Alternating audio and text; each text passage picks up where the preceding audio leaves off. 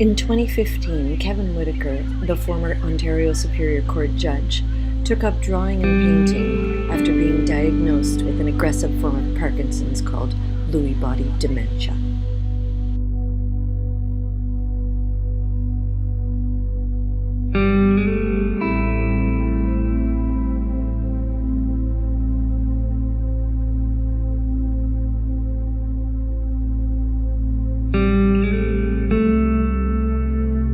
The area that I sort of noticed first was my sense of balance, especially at night.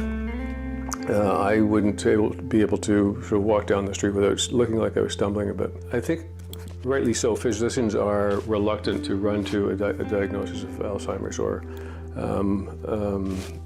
Lewy body disease because the consequences of being diagnosed in this fashion has a serious way on how other people view you in the world, and it also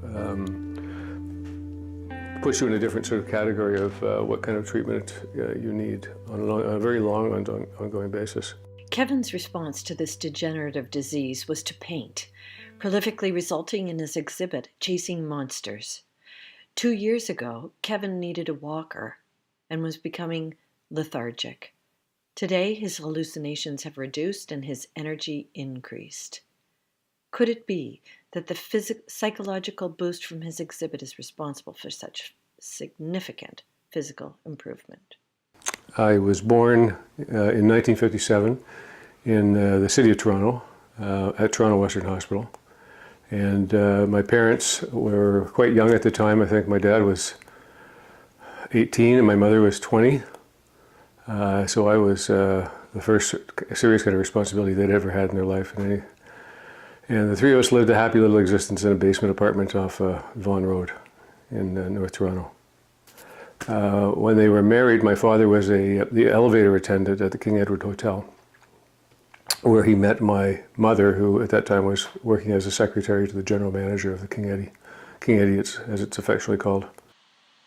When Kevin's father grew ill, he visited him daily and would come back into his car every night, silently crying and screaming. Painting was a way for his body to power down and focus on one thing. For Kevin, it was a stress releaser. Lewy body disease it's part of the group of things called Parkinson's-like diseases, and the only way you'd be able to distinguish between the regular Parkinson's and Lewy bodies is following an autopsy. There is no test known which can be used while the person is still alive. There's a small area of cells in the back just behind the center of your neck, which are the cells that distinguish the Lewy body from the regular Parkinson's diseases. Parkinson's has globs of protein, which are just randomly, for whatever reason, grow in certain positions or places in the brain, whereas Lewy body is sort of centralized in one area, and it's a dense area. And I'm not obviously a neurologist, but based on my personal experience and speaking with other Lewy body patients, it seems to me that the most significant difference is one of cognitive abilities. I have more of a cognitive problem than persons like patients, and they have more of a motor problem than I have. It's fairly well known that the Lewy body side to the sort of larger disorder includes hallucinations and different types of hallucinations. And so I had prepared myself for that as much as anyone can, and did as much reading on it as I could so that when it happened I'd be able to identify it and we could do whatever we need to do to lessen the impact, if that's possible. I don't really know what I was expecting, but the first type of hallucination that I had was one where you're walking or riding your bike down a road and all of a sudden you see a sort of a flash of light here at the very far end of your scope of vision, and turn around, and on what I would see is something that looked like sort of a tall flame that was about 5 feet high, running along beside me, but able to spurt and move much faster than I could. So I attributed it, and I think this is common, I didn't want to say to myself, well, this is obviously hallucination and you better get some therapy of some sort, either medication or, and I put it off and put it off and put it off because I didn't want to deal with it. And some days I would not have that appearance at all of the thing sort of floating in fire over my right shoulder. And on other days it would sort of stop and sort of move along slowly with me. And at that point I decided that I'd tell Marie that this is what's going on, and I think she sort of anticipated that. That was the sort of place that we're heading. Well, the other type of hallucination I had is where you think that you're in sort of a real life moment, not a hallucinogenic moment. And certainly I understand in my mind when I see them walking by my bed or pushing me through the doorway. I don't actually interact with them, that I can feel them. But I have on occasion, when I'm tired and I'm not thinking clearly, I've tried to push the person that I'm trying to get by out of the doorway, and they dissolve. I just don't. It's very unsettling, and you don't feel comfortable and safe. According to a U.S. 2006 case study on LBD and creativity, even though there was a gradual degradation of the ability to visually express artistic subject matter, novel approaches to painting improved. The preserved ability to paint novel pictures is related to relative preservation of frontal lobe function. Well, I'm very keen on the use of eyes, drawing eyes and looking at eyes and thinking how they reflect what's going on behind them. So it's I practiced eye drawing a fair bit, and I like to use it to sort of decode some of the things that I presume I have written into this type of picture. There's 3 significant eyes. 1, 2, 3. I often will do a strange or a different count of the eyes that I use in my paintings, just because I think it gives people a jolt, and you sit up and pay more attention if you've got something that just sort of hits you out of the side and is different enough from your everyday living experience that it encourages inquiry. The black lines down below are, in my view, the orchestra. This is the choir that follows the antagonists around the different scenes in your mind. People who might belong to an orchestra, black suits, white collars, tabs, instruments, supporting this heavy skull with at least 3 bulbous eyes cast out towards this unexplainable entity, a monster, and at the very top of that you see an entity that looks as if it's a cross.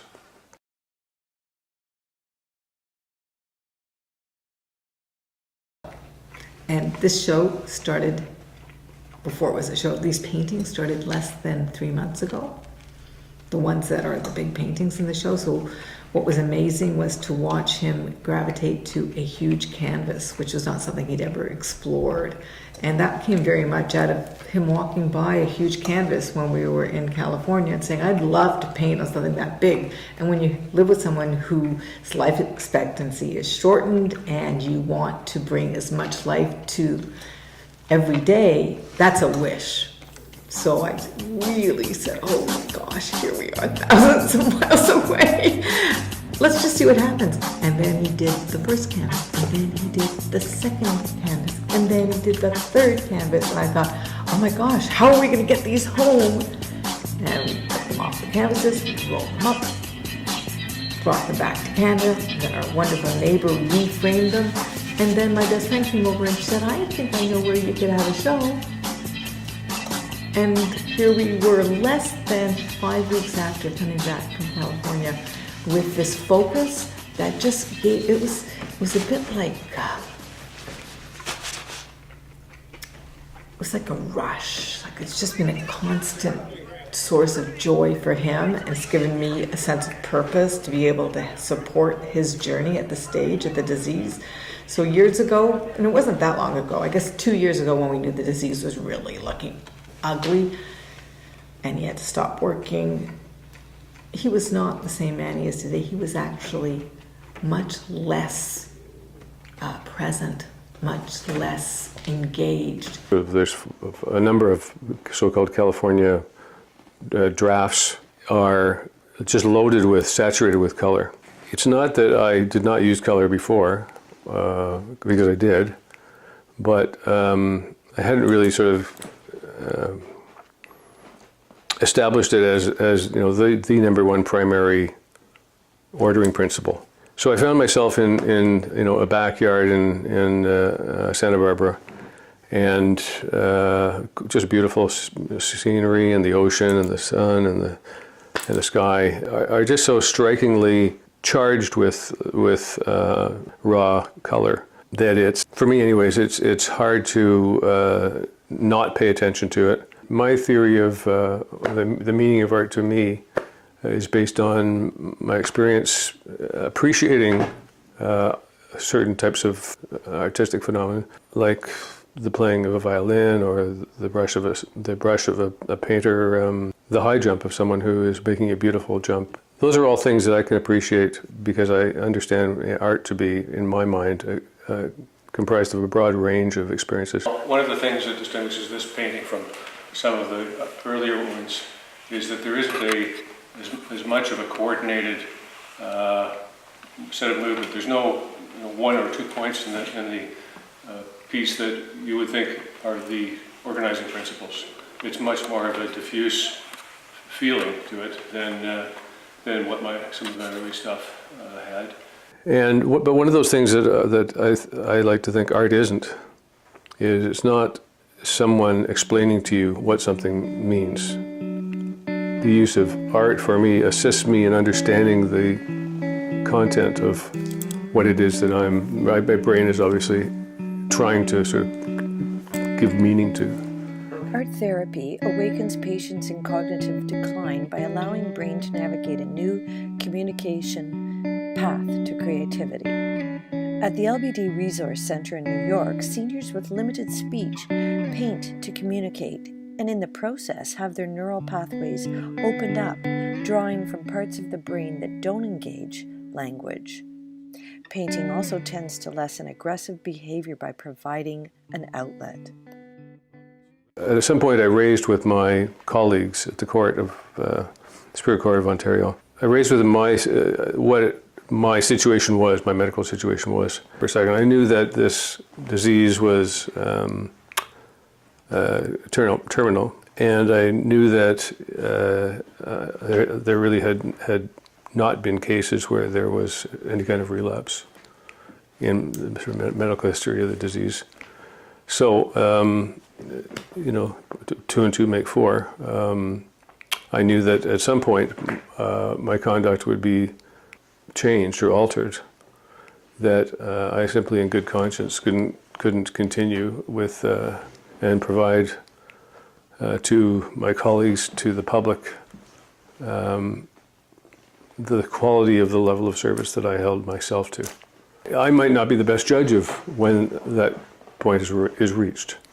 So I said to my colleagues, essentially, please help me, and if you have any sense that I'm having some difficulty meeting your expectations or the expectations of the parties, let me know, please. That was a very hard thing to do for a variety of reasons. Firstly, probably it is, for me anyways, the most interesting type of work you could possibly do as a judge. The responsibilities are tremendously significant and large. The use of color and shape in my work is, I think, a much more significant feature of it than perhaps more sort of technical graphic realism. I think that that is a function of my attempt to assist me in trying to make some sense of my world that doesn't involve cognitive analysis. I found sort of early on, actually after my diagnosis, that I would need something more in my life than, I don't say simply my relationships, but I would need something more in my life to make me feel as if I'm pulling my weight, would satisfy my need to do some form of public service. The Santa Barbara paintings were the inspiration for Kevin to continue public service, and so he and Marie mounted the exhibit Chasing Monsters, with all proceeds donated to Parkinson's. I think that there's two ways in which this type of project can assist the movement in terms of Parkinson's patients and Lewy body patients, and that is research and writing, and then clinical testing, and then presumably at some point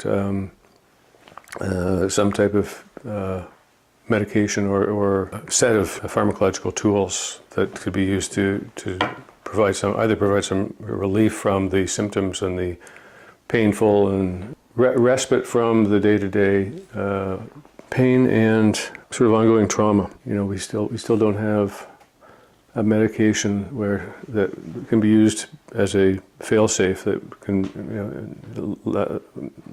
weapon of last resort. In its 20th year, painting with Parkinson's in Canberra, Australia has shown significant benefits to those who participate, including relief of physical symptoms and social and psychological support. And this work and the attention that it has given him and the sense of purpose that it's given both of us has remade him in ways that I could not have imagined. It has really given him a second life. And the images, as grim as they may seem, really have changed how he sees the world in real time. He doesn't have as many hallucinations. And I know that he was on the same medication, so there hasn't been a significant change that I can attribute it to other than the huge creative process and the sense of just joy and pain that he's getting out of his system. At the heart of the program is the observation that creativity remains unaffected and, in fact, is often enhanced in those with Parkinson's. The resulting artwork is spectacularly spontaneous and highly expressive. And now, years later, both with medication and a real sense of purpose, painting I'm sure helps, he can be on the treadmill singing at the top of his lungs, just killing it. One of the consequences of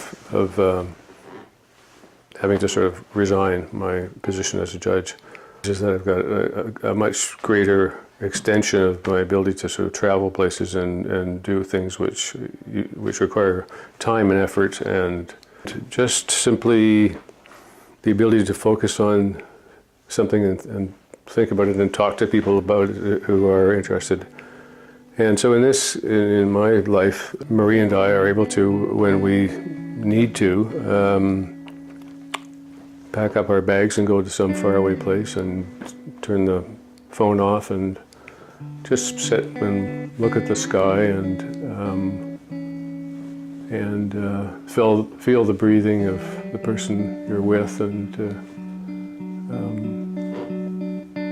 just try to empty your mind of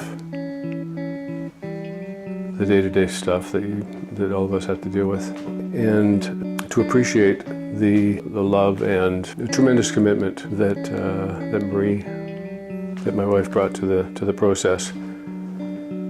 And I don't think it's the sort of thing that could happen if you weren't able to work yourself into a very special space and time. And that's not something that I see is easy to obtain, and it requires some serious thinking about how you feel about your role in the universe, and how it fits into the needs of others. All